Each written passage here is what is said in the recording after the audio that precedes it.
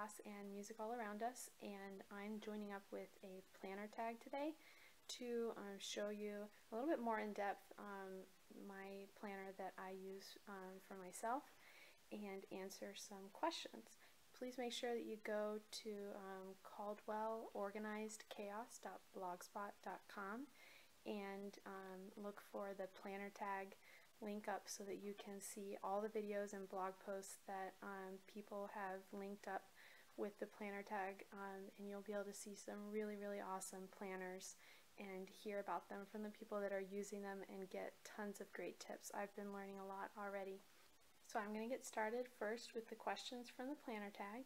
So the first question is, did you buy your planner or make it yourself? And I made my planner. So when I made my planner, the way that I bound it is with the disc bound system. I used, it's from the ARC company, which is at Staples, but the disc bound system, there are a few different companies that do this.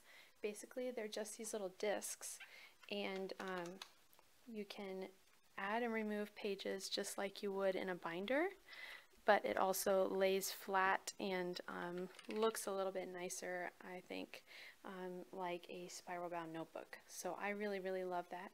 The pages inside are ones that I made myself, and I've made several versions, including all the pages that I use in my own planner and some other versions as well that I've made for other people in my store on teacherspayteachers.com, and my store is called Music All Around Us.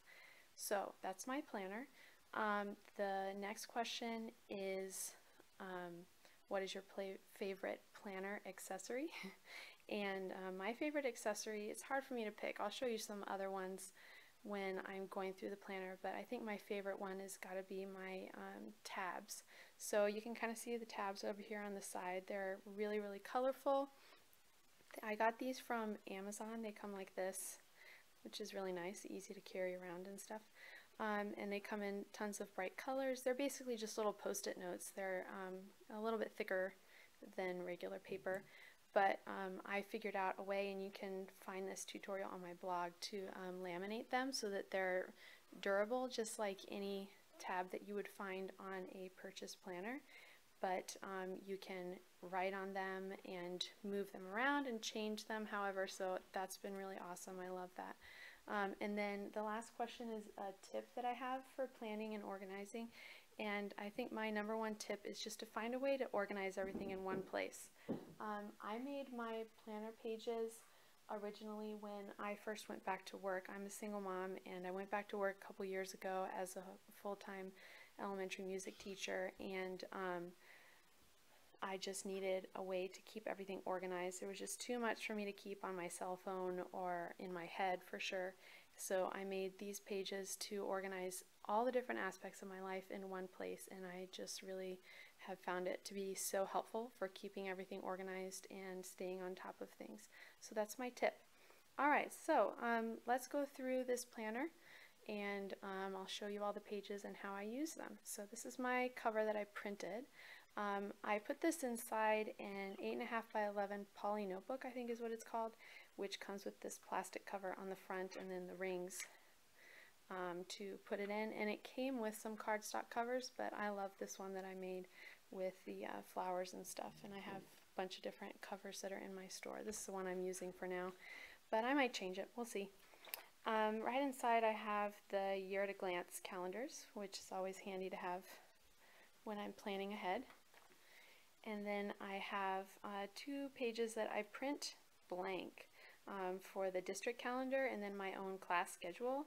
This is actually, this is my planner for the upcoming school year, so not everything is filled in, obviously, and I don't have my class schedule finalized yet for this coming school year, so I just taped in the one from last year with washi tape to show you what I do. But because the calendars do tend to change, I found, I don't print it with it already in the book. I print it out separately on regular copy paper and then tape the schedules in with washi tape, which means that when it changes, I can easily take it out, put in a new one. And also because I save money and print everything besides the cover pretty much in black and white, It's a fun way to add a little bit of color too. So it's functional and pretty, which is always good.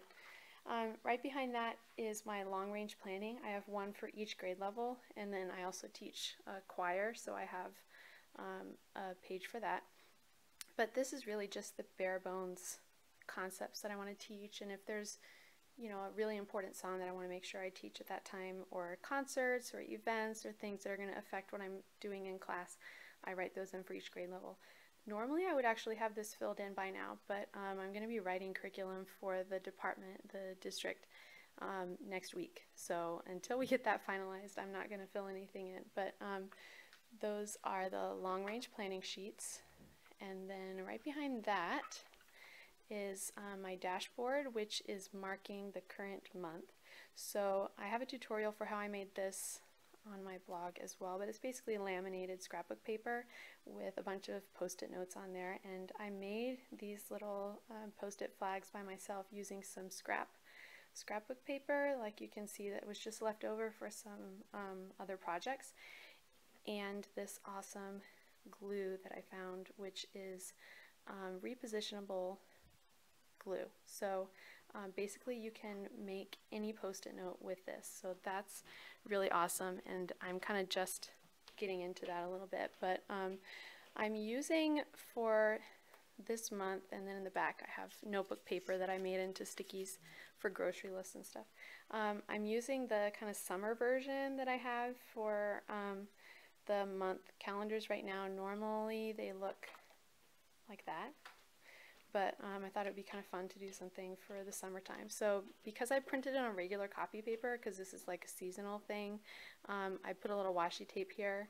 And then I'm using some of my sticky notes for, birthdays and things like that. I also used the little post-it notes for things when I'm not sure yet if it's going to happen on that day, so then I can move it around. I hate to have to like cross things out on my calendar. And then the rest is color-coded according to what kind of thing it is. Like I have a color for work and for home and family and that kind of stuff. So those are my monthly calendars. I do tend to get a little bit more decorative with those. I don't usually have time to do all of this like decorating with the weekly pages. So that's all in front of the first tab, and then the first tab right here is called schedule, and that's where I have my weekly planning, and most of this is lesson planning. And I filled this out from, I copied over some lessons from last school year to show you, but basically I have a color assigned to each grade level, and I use that for everything that I do in my classroom, including when I plan the lessons. It makes it a lot easier for me to look across and see the sequence and stuff like that. But I have these lesson plans right here. I write the rotation day in the little box, and then if there's anything happening that day that's related to school, like a staff meeting, or if it's an early dismissal day or things like that, I write it in this space. I have a little space at the bottom for prep work that I want to make sure I do during the day, and then I have to-do list on the side for everything else. Notes section, I put post-it notes in here. I write notes from staff meetings, I doodle, I journal, all that kind of stuff. And then up at the top, right here, this says events. That's just for like my life planner basically, because I don't want to have a separate planner again. So this is for appointments, for anything that's outside of school that I'm doing that day. So that's my weekly, and then I keep all of the, I only have up through December in my planner right now because otherwise it'd be too bulky. But I have a little magnetic clip that I put right here to keep those clipped together because I'm not using the future weeks most of the time. And then right behind that, I have my tab for grading, and this is my grade book, which I honestly only write the big grades back here, report card grades, big unit grades and stuff like that. But everything else I keep on my clipboard. So I just have one for, well, I have several pages for each grade level. And then right behind those is where I have my standards. So these are the national standards that came out about a year ago, and you can find them online, the National Core Arts Standards. But Online, they're only available listed by strand and not by grade level, and when I'm planning, most of the time I want to look at everything from one grade level at one time. So I've got, for example, this is second grade, and then I have under each standard a place to mark when I teach it, when I assess it. So I use that when I'm long range planning over the summer, and then I'll check and I refer back to this pretty regularly when I'm doing my planning. So that's right behind that, still in the grading tab because I kind of think of it in the same category. Right behind that is my school tab, and here I have my parent contact log, which I was not as good at using this last year as I would have hoped. So I'm going to make it my goal again to be better about this. But basically the date, the name of the student and what class they're in, and then what form of contact I had with the parents. So by phone, email, in person, and then I write a little note to myself. It's just really helpful to be able to refer back to that when I'm talking to my principal about something with discipline, or you know, if a parent asks or something like that. So it's a good way for me to keep track because there's so many students and a lot of parents. So the sub-lesson log is for me to keep track of what lessons the substitutes have taught when I was out. You know, I can usually remember what lessons I left the last time I was out, but it is hard to keep track of which classes did those lessons when I was out because my schedule changes so much from day to day. So I have the date, which classes, and often, you know, I have the same lesson for multiple classes. So then I just list all those classes here in this box and then what lesson I taught. So that I did use really well last year, and it was very, very helpful.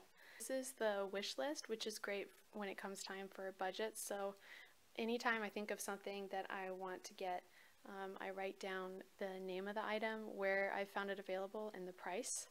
So I just keep a running list of that.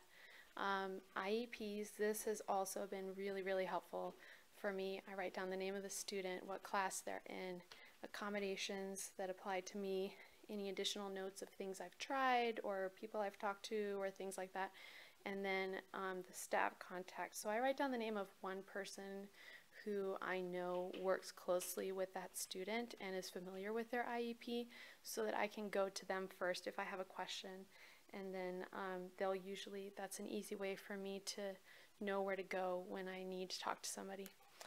So right behind that, so that was my school tab, and this is my TPT tab, and this is from my business planner, but I use this to keep track of just expenses and income.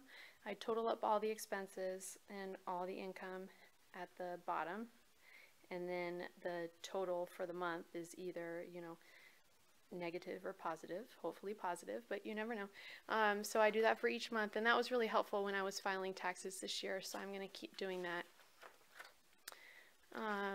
So that's the school year.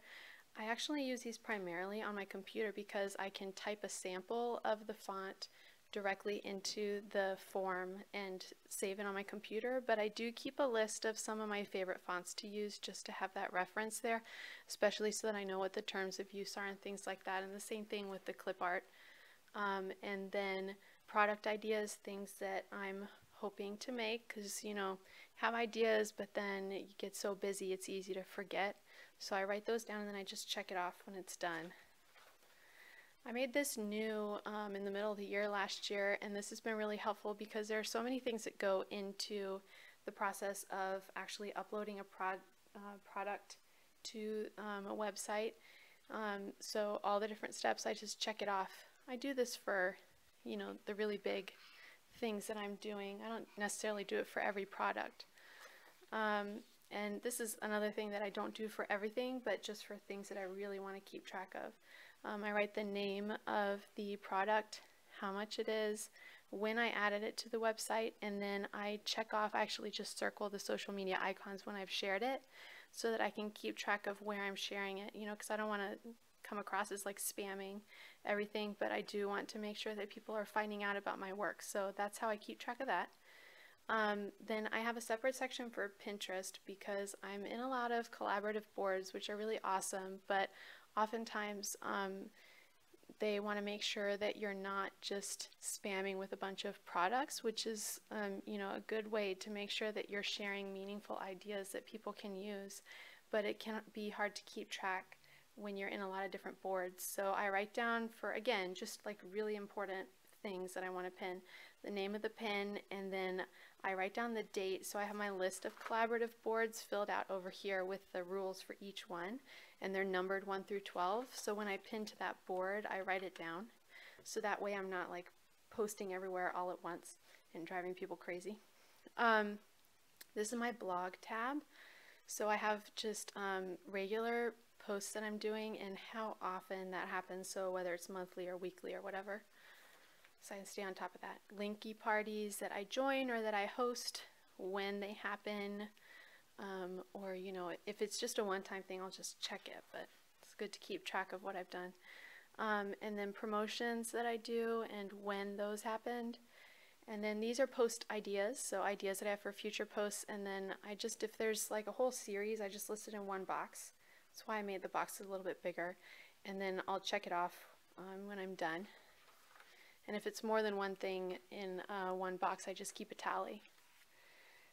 This is similar to the one for my products, but for blog posts, the ones, the really important ones, I keep track of when I've shared those on social media. And then I have long-range planning for my blog as well, because it's easy to get lost in and forget important things that you want to cover, because you have to anticipate those in advance. So I keep this is like basically an editorial calendar for my blog. Donors Choose is really awesome, and I've gotten a lot of really great resources from them, but you do have to do a lot of things and meet deadlines, or you won't get the funding that you need. So I keep track of those dates right here. I write the month and the date that each thing is due here, so that I don't lose track of that. The back of this is my home management binder, and so I've left most of it blank just because, you know, I don't want to give away personal information. But this is birthdays and anniversaries. This is my contacts, so name, phone, email, home address, which is really helpful to have on hand. I refer to this a lot. I don't know if you can tell, I laminated this sheet, and I use a wet erase marker on this to check off my cleaning. So I have a weekly cleaning chart in my command center up in my kitchen, but this is for monthly and semi-annual, things that I don't do very often. So I use wet erase so it doesn't rub off onto the other paper, but I can wipe it off really easily with a wet paper towel or something like that. Then I have stuff for cooking. So this is unit conversions, which I always forget. I've made menu planning sheets for other people that wanted it, but I actually have my own menu planning board in that same command center that's in my kitchen. So these are just recipes, and I bought these little pockets again from Amazon. They were really cheap, and it was like a pack of 50 or something, but they have adhesive on the back, and it's just a little pocket that I keep little cards with recipes in it, because, you know, I take something to a potluck and they want another recipe, or I just don't want to take out my phone in the kitchen and get it dirty, so that's really nice to have. Child care information, takeout numbers, because again, sometimes your phone dies or whatever. Bills and utilities. I mostly just keep track of like the important phone numbers and websites and stuff like that, and when I pay the bills, because they're all set up on automatic bill pay, but it's just a good thing to keep track of in case something goes wrong or you need to fill out a form or something. And same thing for medical, just the phone numbers of the different doctors and stuff like that. And then I use goal planning worksheets. I do it once at the beginning of the calendar year and then again at the beginning of the school year. And I have several different worksheets to set really specific goals and things like that. But I keep just this sheet in my actual planner because it has a list of my priorities and how much time I want to be spending on each of those items, like every week or every month or every day or whatever that is. It really helps keep me focused. Right behind that is the zippered pouch, and I just keep some blank note cards and postage stamps in there so that I have those in case you forget a birthday or something like that. This is just for like now until December or January, I guess. But I just recently printed off, and I wrote a blog post about this too, my holidays planner. So this is so that I can start keeping track of gift ideas. Basically, starting in the summer, I'll keep track of what things I want to give people, as well as the other thing I do start doing in the summer is my wish list. And then I have a bunch of other sheets that I'll use when it gets closer to like Thanksgiving for you know, organizing in the holidays, but these are the ones that I'm going to start using now. And then I made this little pocket, and I have a tutorial how to make this on my blog, but it's just out of a pocket folder that I cut in half basically and hole punched. My hole punch is this portable hole punch from Levenger that was really cheap, and I got it with a coupon, so I think it was only like $12 when I bought it actually. But I was able to punch through, even with this portable version, through the pocket folder, and I keep any papers that I get in a meeting or extra papers I want to keep on hand. And then I've attached my little pen loop right at the back, and I keep one pen on there so that I have that always accessible. And then at the back, of course, I have my plastic, which keeps everything contained when it's in my purse so that the tabs don't get messed up and things like that. That's my whole planner. So if you have any questions, you can let me know in the comments on YouTube or on my blog. And please make sure you check out all the other videos that have linked up on caldwellorganizedchaos.blogspot.com. And I hope to see you over there. Thanks. Bye.